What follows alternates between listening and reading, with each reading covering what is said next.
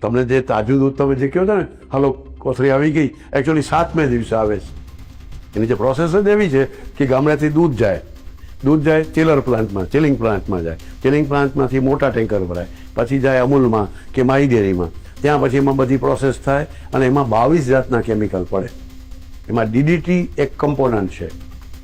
DDT જંતુ મારી નાખે ને, એ જંતુ વગરનું દૂધ દેવું છે લોકોને, હાઈ ક્લાસ હેલ્ધી દૂધ દેવું છે, એટલે ડીડીટી એટલે એ જંતુને મારનારો પદાર્થ.